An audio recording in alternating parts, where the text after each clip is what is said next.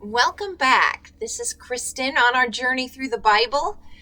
Yesterday, God made a promise to Abram that his descendants would number as many as the stars.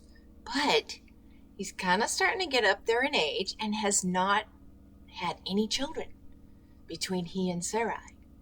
So let's get into 16 of Genesis, which is titled Hagar and Ishmael. And we'll see how Abram and Sarai try and help God out. Now Sarai, Abram's wife, had borne him no children, and she had an Egyptian maidservant whose name was Hagar. So Sarai said to Abram, "See now, the Lord has restrained me from bearing children. Please go in to my maid. Perhaps I shall obtain children by her." And Abram heeded the voice of Sarai. Then Sarai, Abram's wife, took Hagar, her maid, the Egyptian, and gave her to her husband Abram to be his wife, after Abram had dwelt 10 years in the land of Canaan. So he went in to Hagar, and she conceived. And when she saw that she had conceived, her mistress became despised in her eyes. Then Sarai said to Abram, "My wrong be upon you. I gave my maid into your embrace, and when she saw that she had conceived, I became despised in her eyes. The Lord judge between you and me."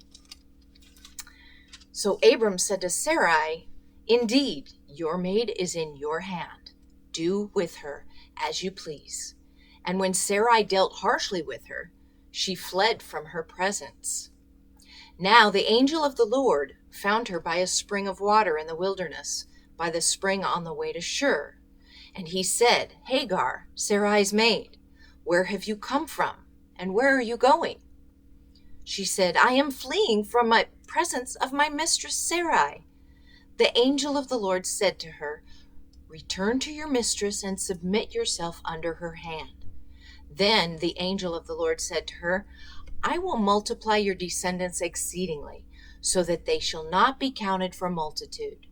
And the angel of the Lord said to her, "Behold, you are with child, and you shall bear a son.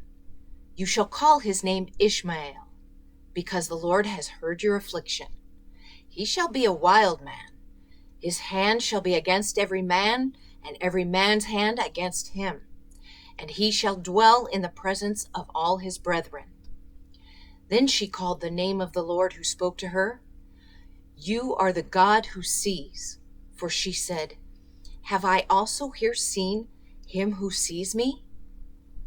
Therefore the well was called Ber Lahai Roi. Observe, it is between Kadesh and Bered. So Hagar bore Abram a son, and Abram named his son, who Hagar bore, Ishmael. Abram was 86 years old when Hagar bore Ishmael to Abram. So Abram does get a son, although not with Sarai. So we'll see in tomorrow's chapter the sign of God's promise to Abram.